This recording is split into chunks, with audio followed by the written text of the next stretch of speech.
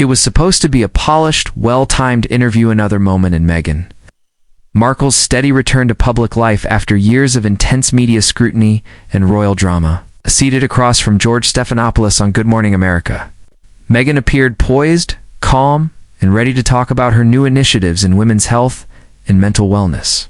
But beneath the surface, a storm was brewing. From the very first question, something felt off. George, known for his tough but measured interviewing style, opened with what seemed like a loaded statement. Some people feel your advocacy work is overshadowed by the controversies you keep walking into. How do you respond to the critics who say your public image has become bigger than your mission?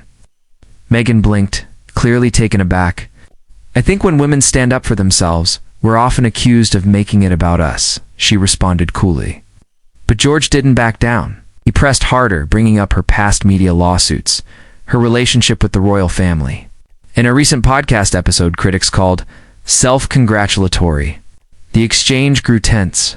You say your platform is about healing, George said at one point, but can you admit that sometimes you've also contributed to the division? Meghan paused. The audience leaned in. Then carefully, she replied, healing doesn't mean silence. And division often begins with those who are uncomfortable with change, not those who speak up for it. It should have ended there. But George pushed one step further, referencing unnamed former staffers who allegedly felt manipulated during her time at Kensington Palace. That was the breaking point.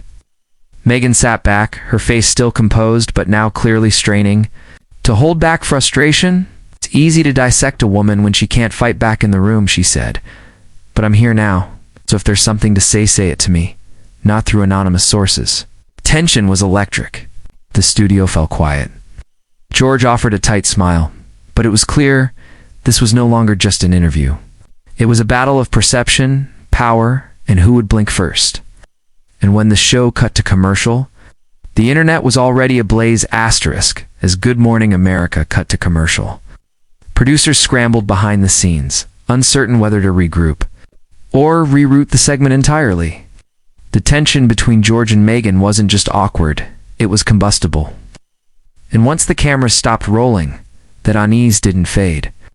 Sources inside the studio reported that Meghan remained seated, arms crossed, while George reviewed his notes in silence, avoiding direct eye contact. Meanwhile, online, the segment was spreading like wildfire. Clips flooded X, formerly Twitter, TikTok, and Instagram Reels with captions like George goes too far and Meghan fires back on GMA. Within minutes, hashtags like hashtag GMA clash, hashtag Meghan vs George, and hashtag media bullying began trending globally.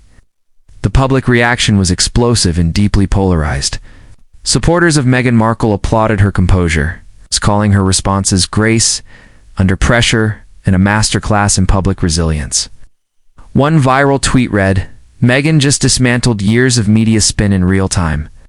No tears, no drama, just facts and dignity.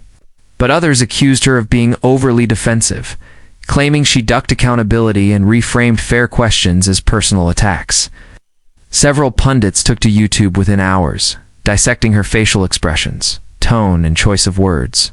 More telling, however, was the silence from ABC News and GMA, normally quick to capitalize on high-profile interviews. The network didn't release any extended clips or behind-the-scenes commentary. According to one unnamed executive quoted by Variety, that interview went off script fast. We weren't expecting that kind of pushback from Meghan and George, definitely wasn't either. Behind the scenes, it was reported that producers had hoped to end the segment on a light note, perhaps with Meghan discussing her upcoming children's book or philanthropic work, but that shift never came. Instead, Meghan quietly declined the final segment and left the studio without further comment. Her team later issued a carefully worded statement. The Duchess of Sussex remains committed to respectful dialogue, even in the face of antagonism. She thanks GMA for the opportunity and will continue advocating for women and mental health worldwide. The statement didn't name George, but it didn't have to. Everyone knew who it was meant for. Asterisk, while Meghan's team attempted to pivot the public narrative back to her philanthropic efforts, the fallout from the interview only deepened.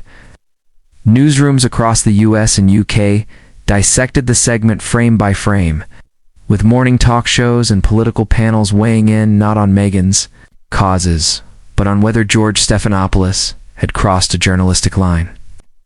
Media watchdog groups released conflicting statements, some defending George's aggressive approach as necessary accountability, others accusing him of reinforcing a media double standard that targets women, especially women of color, with an edge that often borders on hostile. Particularly biting op-ed in The Guardian read, "When a woman calmly refuses to be cornered, it's called deflection.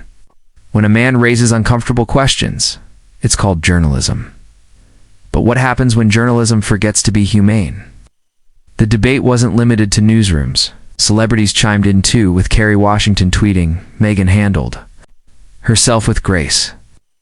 Let's talk about how rarely black and biracial women are given space to speak without interruption or judgment. On the other end of the spectrum, Piers Morgan unsurprisingly blasted Meghan on his radio show, accusing her of playing victim yet again and calling the interview a PR stunt gone wrong. His rant, in turn, triggered another round of rebuttals, pushing the conversation further into the cultural mainstream. Meanwhile, George remained notably silent. ABC refused to confirm whether the interview had been fully pre-approved by Meghan's team, though industry insiders hinted that certain topics, particularly the accusations from former royal staffers, had not been cleared in advance.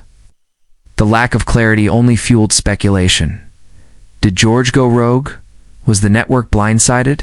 Or had they calculated that a bit of tension would boost ratings and engagement? Whatever the intent, the results were undeniable. Viewership for that morning's episode skyrocketed, and replays of the exchange pulled in millions of views across streaming platforms. But not all attention is good attention, and some questioned whether GMA had sacrificed long-term credibility for short-term headlines. For Meghan, however, the moment represented something more personal, a reminder perhaps that no matter how carefully she crafts her public message, the media's hunger for confrontation often overshadows the conversation she's trying to have, and despite all her efforts to rise above it, the scars of scrutiny remain ever close to the surface. Asterisk in the days that followed. The aftershocks of the GMA interview rippled far beyond morning television. Meghan's camp began engaging selectively, with sympathetic outlets giving brief, strategically placed statements to journalists who had previously covered her with nuance. A quiet PR counteroffensive began to unfold.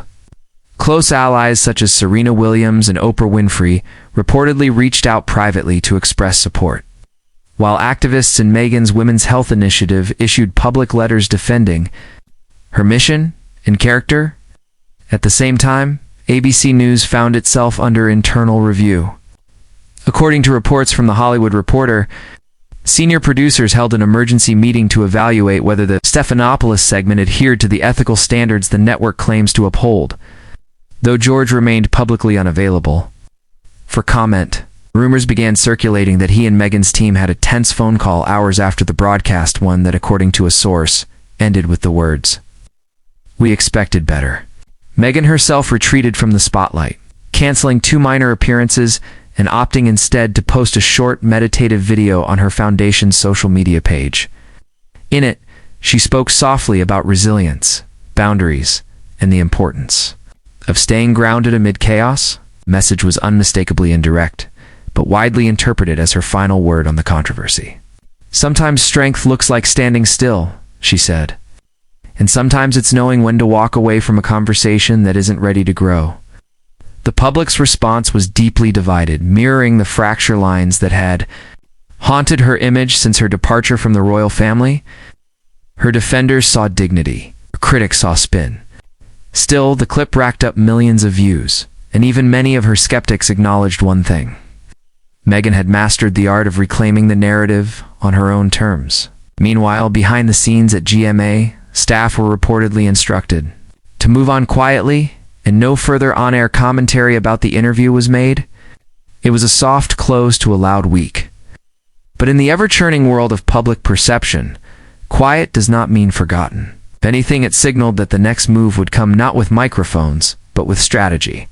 For Meghan, that strategy seemed clearer than ever. Control the message, keep the circle tight, and never let confrontation eclipse the cause.